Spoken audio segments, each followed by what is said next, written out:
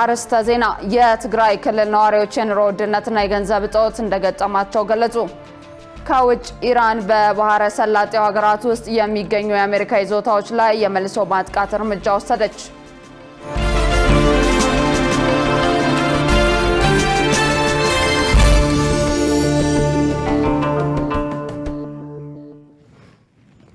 ጤና ይስጥልኝ ክቡራን ተመልካቾቻችን፣ ከኢሳት ነጻ ሚዲያ የሰዓቱን ዜና ይዘን ቀርበናል። ከዘገባዎቹ ጋር ትዕግስት ተስፋዬ፣ በምልክት ቋንቋው ዳዊት ጎሳይ አብሮን ይቆያል። አብራችሁን ነው። መንግስት የሴቶችን ሁለንተናዊ ተጠቃሚነት ማረጋገጥ የሚያስችለው ውጤታማ ተግባራት ማከናወኑ ተገለጸ። ሰላም ሚኒስቴር ከሴቶች አደረጃጀት ጋር በመተባበር በሴቶች ተሳትፎ የጸናችና የበለጸገች ኢትዮጵያ በሚል መሪ ሀሳብ ሀገራዊ ንቅናቄ መርሃ ግብር አካሂዷል። በዚህ ወቅት በምክትል ጠቅላይ ሚኒስትር ማዕረግ የዲሞክራሲ ስርዓት ግንባታ ማስተባበሪያ ማዕከል ኃላፊና የብልጽግና ፓርቲ ምክትል ፕሬዝዳንት አደም ፋራህ መንግስት የኢትዮጵያን ሁለንተናዊ ብልጽግናና በተግባር የሚያረጋግጠው የሴቶች ፖለቲካዊ፣ ኢኮኖሚያዊና ማህበራዊ ስራዎች ማዕከል ማድረግ ሲቻል ነው ብለዋል። መንግስት የሴቶችን ፖለቲካዊ፣ ኢኮኖሚያዊና ማህበራዊ ዘርፍ ስብራት በመጠገን ሁለንተናዊ ተጠቃሚነታቸውን ማረጋገጥ የሚያስችል ስራ እየሰራ ይገኛል ብለዋል። የሴቶች ፖለቲካዊ ተሳትፎና ውክልና አንዱ ስብራት መሆኑን በመገንዘብ የሴቶች አመራር ሰጭነት ለሀገር ግንባታ ጽናትና ለዘላቂ ብሔራዊ መግባባት የማይናወጥ መሰረት የሚጥል መሆኑን በመገንዘብ እየተሰራ መሆኑን አስታውቀዋል። በዚህም በፌዴራል ካቢኔ ሴቶች ስብጥር 50 በመቶ በማድረስ ዓለም አቀፍ እውቅና ማግኘቱን አንስተው የሴቶችን ቁልፍ አመራር ሰጭነት ለማሳደግ እየተከናወኑ ያሉ ፍሬያማ ተግባራት ተጠናክረው እንደሚቀጥሉ ገልጸዋል። አቶ አደም ፋራህ መልእክታቸው በትምህርት፣ በጤናና በማህበራዊ ጥበቃ በርካታ ሴቶች ተጠቃሚ መሆናቸውን ጠቁመው ኢትዮጵያን ወደ ተምሳሌት ሀገር ለማሻገር ብልጽግና ጽኑ መሰረት የሚይዘው በሴቶች ግንባር ቀደም ሚና መሆኑን ያምናል ሲሉ ገልጸዋል። ዘገባው የኢዚያ ነው። ኢትዮጵያ ለቱርኪዬ የአፍሪካ በርና ጠንካራ የኢኮኖሚ አጋር ናት ተባለ። የታሪክ መምህሩና ተመራማሪው ዶክተር ኢብራሂም ሙሉሸዋ ለጋዜጣ ፕላስ እንደተናገሩት ኢትዮጵያና ቱርኪዬ የታሪክና የኢኮኖሚ ትስስራቸው የጠነከረ ሲሆን በአሁኑ ወቅት ከ200 በላይ የቱርኪዬ ኩባንያዎች በኢትዮጵያ በተለያዩ የኢንቨስትመንት ዘርፎች ተሰማርተዋል ብለዋል። እነዚህ ኩባንያዎች ለበርካታ ኢትዮጵያውያን የስራ ዕድል መፍጠራቸውን የጠቀሱት ዶክተሩ ከ130 ሚሊዮን በላይ የሚሆነው የኢትዮጵያ ሕዝብ ለቱርክዬ አልሚዎች ትልቅ ገበያና ተመራጭ የኢንቨስትመንት መዳረሻ መሆኑን አስረድተዋል። ሁለቱ ሀገራት ቀኝ ገዢዎችን በማበር ነፃነታቸውን ያስከበሩና በህብረ ብሔራዊነታቸው የሚመሳሰሉ መሆናቸውን የገለጹት ዶክተር ኢብራሂም ቱርኪዬ ኢትዮጵያን እንደ ወዳጅ ሀገር የምትመለከትና ስልታዊ ግንኙነትን የመሰረተች መሆኗን ጠቁመዋል። የሀገራቱ ጠንካራና ዘርፈ ብዙ ግንኙነት ለቀጠናው ሰላምና መረጋጋት የሚኖረው አስተዋጽኦ ጉልህ መሆኑን ምሁራን አክለው ገልጸዋል ሲል ጋዜጣ ፕላስ ዘግቧል።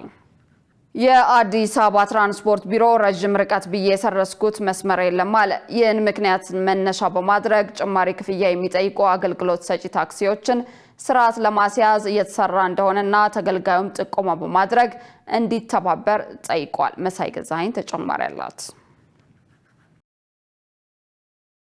የአዲስ አበባ ከተማ የትራንስፖርት እጥረት ችግርና ህገወጥ የሆነ የታሪፍ አከፋፈል ስርዓት ከጊዜ ወደ ጊዜ እየተባባሰ መጥቷል። በተለይም ከሰሞኑ በከተማው ውስጥ በሚስተዋለው የናፍጣ ችግር ሰበብ ለህዝብ ማመላለሻነት የሚውሉ ታክሲዎችን ጨምሮ አገልግሎት ሰጪ ተሽከርካሪዎች ቆመዋል። ይህንን በስፋት እየተስተዋለ ያለውን ችግር መነሻ በማድረግ በትራንስፖርት ስምሪት ላይ የተደረገ ማሻሻያ አለ ወይ ስንል የአዲስ አበባ ከተማ ትራንስፖርት ቢሮን ጠይቀናል። በቢሮው የኮሙኒኬሽን ዳይሬክተር ዳግም በልሁ በሰጡት ምላሽ የሚከተለውን ብለዋል። መልካም፣ አዲስ የተከሰተ ነገር የለም። በትራንስፖርት ዘርፉ ከመደበኛ ታሪፍ ውጪ የሚያስከፍል የትኛውም ሰው ቅጣት ይጣልበታል። ይሄንን ማህበረሰቡ ሊያግዘን የሚገባው ታክሲ በመደበኛነት ሊጭን ከሚገቡ መስመሮች ውጪ አንደኛ ባለመሳፈር ማህበረሰቡ ትብብር ሊያደርግልን ይገባል ማለት ግን ከኛ ተርሚናሎቻችን ሲነሱ ላፊ የሚያስጭኑ ትርፍ የሚጭኑ ካለ በየትኛውም መንገድ ጥቆማ እየሰጡ ማስቀጣት ይችላሉ። እኛ ረጅም መስመርም ያቋረጥነው መስመር የለም። ባሉ መስመሮች ላይ አንዳንዱ ታክሲ ህገወጥ የሚሰራ አለ። ለምሳሌ ከመገናኛ ሜክሲኮ ለመሄድ ከመገናኛ ሜክሲኮ ሳይሆን ከመገናኛ 22 ጭኖ 22 ላይ አራግፎ እንደገና ሜክሲኮ መጫን የሚፈልጋለ።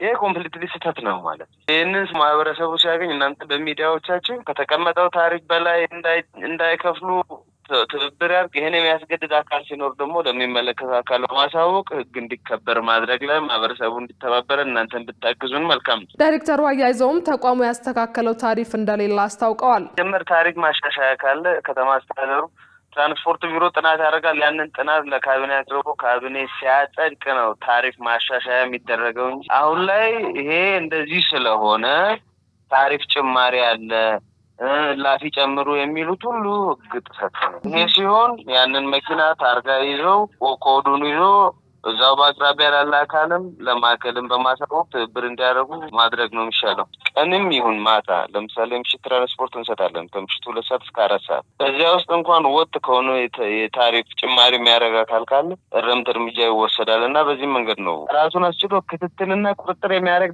ዳይሬክቶሬት ራሱን ችሏል እስከ ብራንች። ይሄ ሚናው እንደዚህ የመጡትን ተከታትሎ ፎሎ አፕ አድርጎ እርምጃ እንዲወሰድ ማድረግ፣ የተወሰዱ እርምጃዎችን ሪፖርት መተመር፣ ለሚመለከተው አካል ማሳወቅ ስለሆነ አሁንም ፊድባኩ ቢመጣልን በዛ መንገድ መመለስ እንችላለን። ሰርቪስ እየሰጠን ያለ ነው ማለት ነው። የአዲስ አበባ ትራንስፖርት ቢሮ ታክሲዎችን የሚቆጣጠርበት የዲጂታል ስርዓት ስራ እንደጀመረ ተመልክቷል። የትግራይ ክልል ነዋሪዎች የኑሮ ውድነትና የገንዘብ እጦት እንደገጠማቸው ገለጹ። በክልሉ ያለው የጦርነት ስጋት ከኢኮኖሚ ባሻገር ለወጣቶች የመሰደድ ምክንያት ሆኖ ቀጥሏል ሲሉ ነዋሪዎቹ ተናግረዋል። ሰላማዊት ሙሉጌታ በትግራይ ክልል ዳግም የጦርነት ስጋት ማጥላቱን ተከትሎ የክልሉን ኢኮኖሚ ክፉኛ እየጎዳው መሆኑን ስምረት ፓርቲ አርብ ዕለት ባወጣው መግለጫ አስታውቋል። ፓርቲው በክልሉ ያለው የኢኮኖሚ እንቅስቃሴ በጦርነቱ ወቅት ወደ ነበረበት አስከፊ ደረጃ መመለሱን እንዲሁም በባንኮች በቂ ጥሬ ገንዘብ አለመኖሩን አስታውቋል። ኢሳት ነጻ የህዝብ ሚዲያም ይህን የፓርቲው መግለጫ ተከትሎ በክልሉ የተፈጠረው ማህበራዊና ኢኮኖሚያዊ ችግር ምንድን ነው? የማህበረሰቡስ የዕለት ተዕለት ህይወት ምን ይመስላል? ሲል ነዋሪዎች አነጋግሯል። ነዋሪዎቹ እንደገለጹት በባንኮች የብር እጥረት መኖሩን፣ የኑሮ ውድነት መባባሱና አሁን ግጭት ይከሰታል በሚል በስጋት ውስጥ መሆናቸውን ተናግረዋል። በዚህም ምክንያት ወጣቶች ከአካባቢው ለቀው እየተሰደዱ እንደሆነ አስረድተዋል። እጅግ በጣም ምሬት ነው ያለው። ምሬት ነው ስልሽ ግን ምሬት የሚለው ቃላት አይገልጸውም። ሌላ መግለጫ ስለሌለ ነው። በኢኮኖሚ በፍትህ አጠቃላይ በኑሮ ሁኔታ እጅግ በጣም መሮት ተጎሳቁሎ የሚኖር ህብረተሰብ ነው ያለ። ልጅውን እርምጃ ተወስዶብሽ ወደ ህግ ሄደሽ አቤቱታ ማቅረብ፣ ምክንያቱም ሄደሽን ፍትህ ስለማታገኝ ለመስራትም ለመኖር የሚያስጠላ ደረጃ ያለን ዜጎች ነው። ለምሳሌ ቡና በእኛ አካባቢ በኪሎ ወደ 1600 ብር ነው። አሁን ሌሎቹ የእህል የጥራጥሬ አይነቶች ብትጠይቂ የሚገርምሽ ነገር አሁን በዚች በ3-4 ወር ውስጥ እንኳ ምሬቱ ለማን እንደሚገለጽ አይገባሽም። በቃ ማን ይሰማሽ ወይ መንግስት አይሰማሽ። እጅግ በጣም አስቸጋሪ ነው። እንቅስቃሴ የለም። በጣም ከባድ ሁኔታ ነው ያሳለፋለሁ። ህዝቡ ባንክም ቢሆን ወረፋ ነው። ወረፋም 3000 1000 ነው የሚሰጡት። ስጋቱ በጣም ስጋት ነው ያለው። ህዝቡ ጦርነት ይነሳል ብሎ እየሰጋ ነው ያለው፣ እየፈራ ነው ያለው፣ እየሮጠ ነው ያለው። ወደ ገጠር እየወጣ ነው ያለው። ግማሽ ወደ አዲስ አበባ፣ ግማሽ ወደ ገጠር። እንቅስቃሴ የሚባል ነገር የለም። በቃ ምንም ነገር የለም። ብር ባንክ የለም። አሁን ለራሱ የኢትዮጵያ ንግድ ባንክ ወረፋ ነው ያለው። 1000 ብር ብቻ ነው የሚሰጠው። ወረፋው ብታይ በጣም የሚገርም ነው።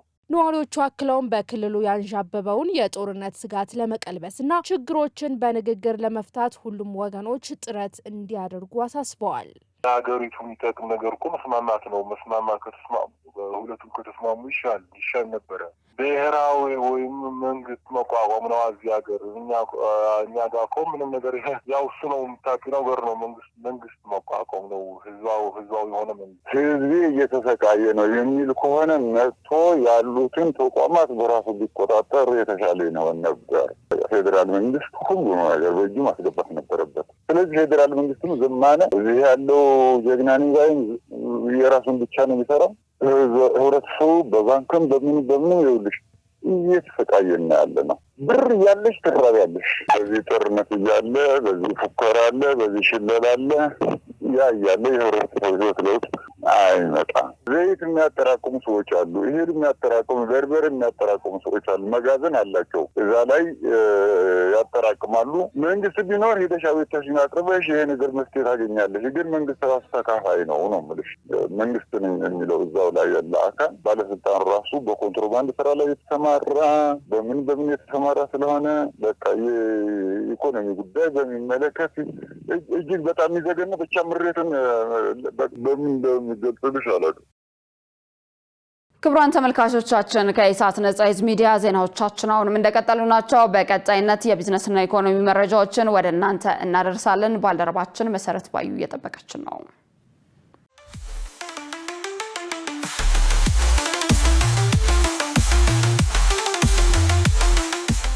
ሰላም ጤና ይስጥልን ውድ ተመልካቾቻችን ከኢሳት ነጻ የህዝብ ሚዲያ የዕለቱን የቢዝነስና የኢኮኖሚ ዜናዎች ይዤላችሁ ቀርቤያለሁ። ከዜናዎቹ ጋር መሰረት ባዩ ነኝ። አብራችሁን ቆዩ።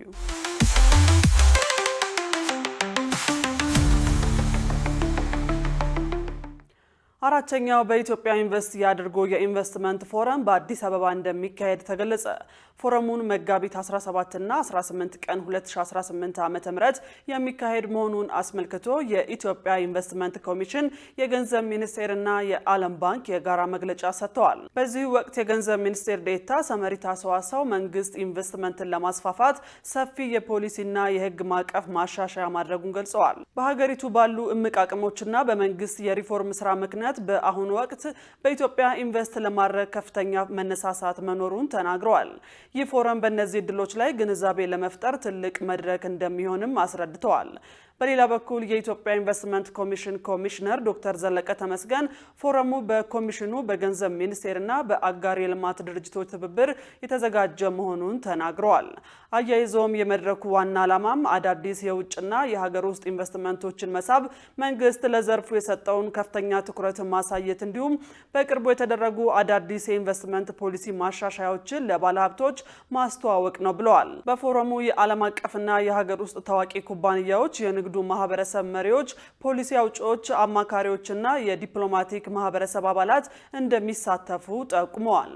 መገናኛ ብዙሃን የሀገሪቱን የኢንቨስትመንት ድሎች በማስተዋወቅና የፎረሙን ስኬት በማሳየት በኩል የሚጠበቅባቸውን ኃላፊነት እንዲወጡም ጥሪ አቅርበዋል። በዓለም ባንክ የኢትዮጵያ፣ ኤርትራ፣ የደቡብ ሱዳንና ሱዳን ዳይሬክተር ሜሪየም ሳሊም በበኩላቸው ኢትዮጵያ ያላትን ከፍተኛ አቅም በመጥቀስ በፎረሙ ለመሳተፍ አሁን ትክክለኛ ጊዜ ነው ብለዋል። ወጣትና አዳጊ የሰው ኃይል መኖሩ፣ ስትራቴጂካዊ የመልካም ምድር አቀማመጥ፣ ጠንካራ የግብርና መሰረትና እየሰፋ ያለ የኢንዱስትሪ ዘርፍ ለኢትዮጵያ ተመራጭነት እንደ ምክንያት የሚቀርቡ መሆናቸውን ዳይሬክተሩ ጠቅሰዋል።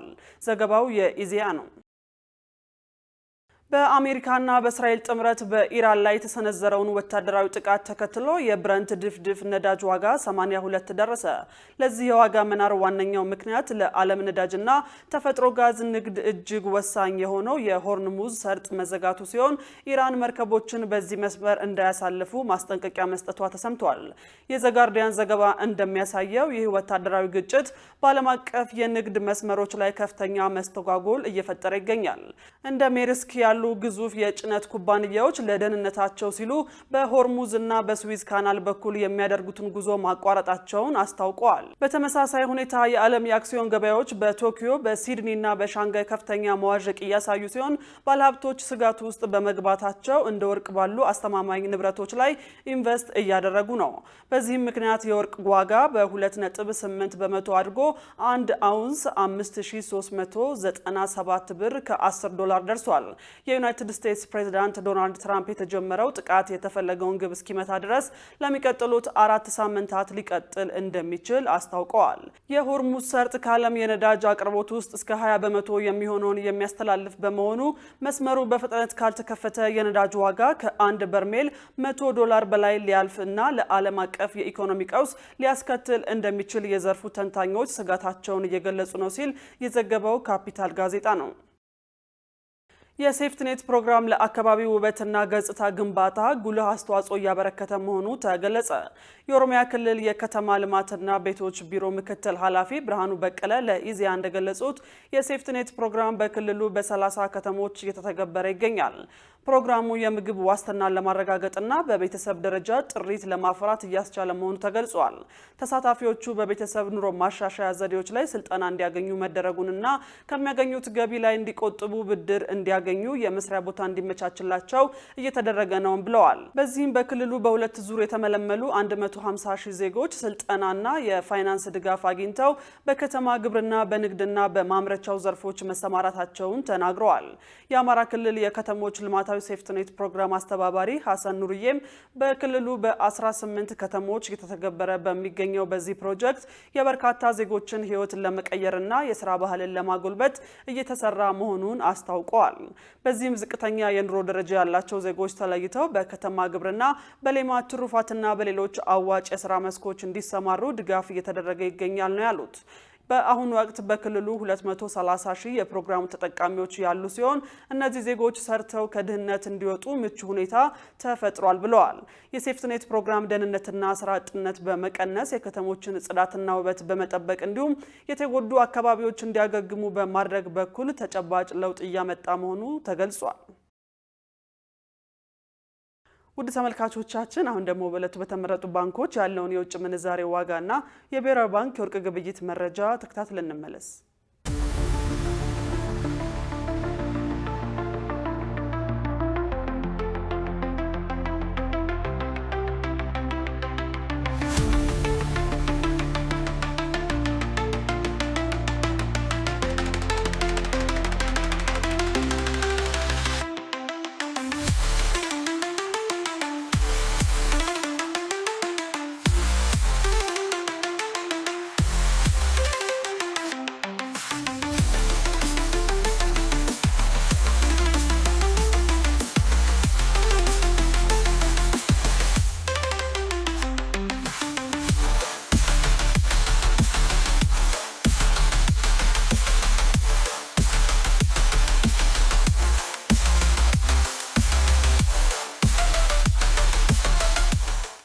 ውድ ተመልካቾቻችን ለዕለቱ ያዝናቸው የቢዝነስና የኢኮኖሚ ዜናዎች በዚሁ ተጠናቀዋል። ወደ ቀሪዎቹ ዜናዎች እንመለስ።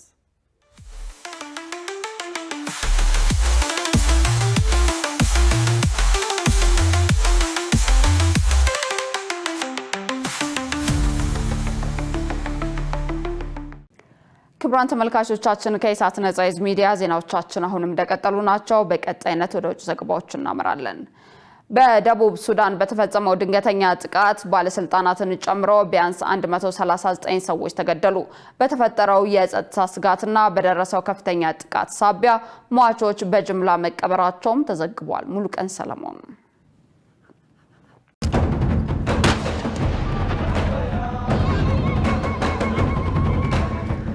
በደቡብ ሱዳን ሮይንግ ተብሎ በሚጠራው በሰሜናዊ የሀገሪቱ ክፍል በሚገኝ ግዛት ውስጥ ማንነታቸው ያልታወቁ ታጣቂዎች ፈጸሙት በተባለ ድንገተኛ ጥቃት የመንግስት ኃላፊዎችን ጨምሮ ቢያንስ 169 ሰዎች መገደላቸውን የሀገሪቱ ባለስልጣናት ገልጸዋል። የግዛቲቱ ቃል አቀባይ ጄምስ ሞሪክ ሚጆክ እንደተናገሩት ጥቃት ፈጻሚዎቹ ዩኒቲ ከተባለው የጎረቤት ግዛት የመጡና ከተቃዋሚው የሱዳን ነጻነት ጦር ጋር ግንኙነት ያላቸው ወጣቶች ሊሆኑ ይችላሉ ብለዋል። የሱዳን የነጻነት ጦር ግን በየግዛቶቹ የሚከሰቱ ግጭቶችን እንደማይመለከቱት ገልጸው የቀረበበትን ክስ አስተባብሏል። የግዛቲቱ ቃል አቀባይ አክለውም ከሟቾቹ መካከል 79 የመንግስት ታጣቂዎች ሲሆኑ ቀሪ 90ዎቹ ደግሞ ህጻናት፣ አዛውንትና ሴቶች ናቸው ብለዋል። ጥቃቱ ሲፈጸም የአካባቢ መንግስት ታጣቂዎች ምላሽ ለመስጠት ቢሞክሩም ከአቅማቸው በላይ እንደሆነና በዚህም የአካባቢውን የፖሊስ አዛዥ ጨምሮ በርካታ ፖሊሶች በጥቃቱ እንደተገደሉ ቢቢሲ የዓይን እማኞችን ጠቅሶ ዘግቧል። ታጣቂዎቹ መኖሪያ ቤቶችን በእሳት በማያያዝ ከፍተኛ ጥቃት መፈጸማቸውን በዘገባው ተመልክቷል። በተፈጠረው የጸጥታ ስጋትና በደረሰው ከፍተኛ ጥቃት ሳቢያ ሟቾች በጅምላ መቀበራቸውን የዘገበው ደግሞ ኤኤፍፒ ነው። በደቡብ ሱዳን የሚገኘው የመንግስታቱ ድርጅት ወኪል ጥቃቱን ተከትሎ 1000 የሚደርሱ ሰዎች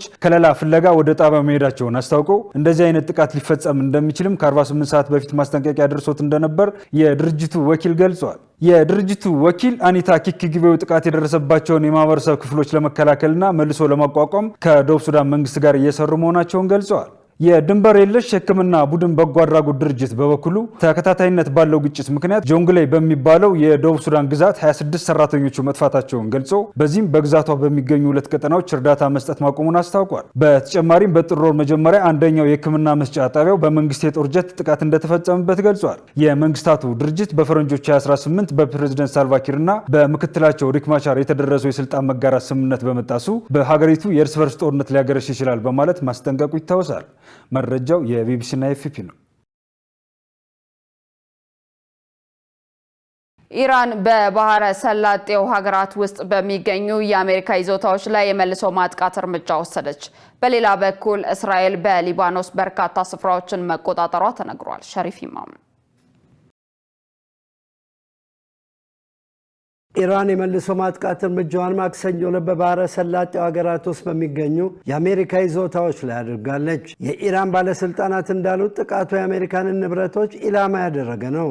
በዚህም የአሜሪካ ወታደራዊ ሰፈር በሚገኝባቸው በኢራቅ፣ በኩዌት እና በተባበሩት አረብ ኤሚሬትስ ሰኞ ዕለት ፍንዳታዎች ተከስተዋል።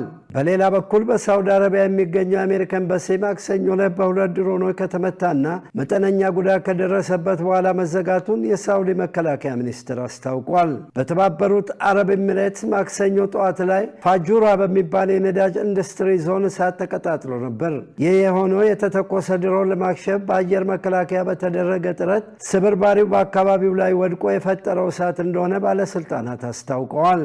የተባበሩት አረብ ኤሚሬትስ መከላከያ ሚኒስቴር እንዳለው ማክሰኞ ዕለት የሀገሪቱ የአየር መከላከያ ከኢራን የተወነጨፈ ባለስቲክ ሚሳይል አክሽፏል። በሌላ በኩል የእስራኤል አየር ኃይል ሌሊቱን በፈጸመው ጥቃት የኢራንን የአመራር ህንፃ ማውደሙን አስታውቋል። የእስራኤል የመከላከያ ኃይል እንዳለው 100 የሚጠጉ ተዋጊ ጀቶች በህንፃው ላይ ከ250 በላይ ቦምቦችን አስነዋል። ህንፃው ኢላማ የተደረገው የኢራን ፕሬዝደንት ቢሮ፣ የኢራን የላዕላዊ ብሔራዊ ደህንነት ካውንስል ቢሮና ታላላቅ ስብሰባዎች የሚካሄዱበትና ወታደራዊ መኮንኖች የሚሰለጥኑበት መሆኑ ነው ብለዋል። በተጨማሪ በቴህራን የመንግስት ዜና ማሰራጫ ላይ ጥቃት ተፈጽሟል። ከጥቃቱ ቀደም ብሎ የእስራኤል ጦር በመንግስት ሬዲዮና ቴሌቪዥን ጣቢያ አካባቢ ነዋሪዎች አካባቢውን እንዲለቁ አስጠንቅቋል ተብሏል።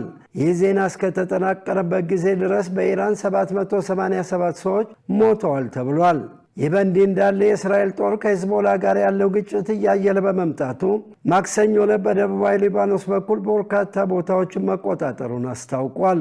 ይህ የሆነው በኢራን የሚደገፈው ሂዝቦላ በርካታ ድሮኖችን ወደ እስራኤል ማስወንጨፉን ተከትሎ ነው። የእስራኤሉ የመከላከያ ሚኒስትር እስራኤል ካትዝ እንዳሉት የእስራኤል ጦር በሊባኖስ ስትራቴጂያዊ ቦታዎችን እንዲቆጣጠር ትዕዛዝ ተሰጥቶታል። የዚህ ምክንያት አሉ ካትዝ በድንበር ላይ የሚገኙትን እስራኤላውያን ነዋሪዎች ለመጠበቅ ያግዛልና ነው። እስራኤል ቀደም ሲልም በኖቬምበር 2024 በሁለቱ ሀገራት መካከል በተደረገው ስምምነት መሰረት በሊባኖስ ውስጥ ለቃ መውጣት ከሚገባት ቦታ 5ቱን ቦታዎች ተቆጣጥራለች። በሌላ በኩል የአሜሪካው ፕሬዝዳንት ዶናልድ ትራምፕ ደግሞ በኢራን ላይ የሚካሄደው ወታደራዊ ዘመቻ የፈለገውን ጊዜ ሊወስድ ይችላል፣ ነገር ግን የኢራንን የሚሳይልና የኒውክሌር አቅም የሚያሽመደምድ መሆን አለበት ብለዋል። ዜናውን ስናዘጋጅ ዘ ታይምስ ኦፍ እስራኤል፣ ዘ ኒውዮርክ ታይምስ እና አልጀዚራን በመረጃ ምንጭነት ተጠቅመናል። ክቡራን ተመልካቾቻችን ከኢሳት ነጻ የህዝብ ሚዲያ ለሰዓቱ ያዝናቸው ዘገባዎች ይህንን ይመስሉ ነበር። ከዘገባዎቹ ጋር ትዕግስት ተስፋዬ፣ በምልክት ቋንቋው ዳዊት ጎሳዬ አብረናችሁ ቆየን። መልካም ጊዜ።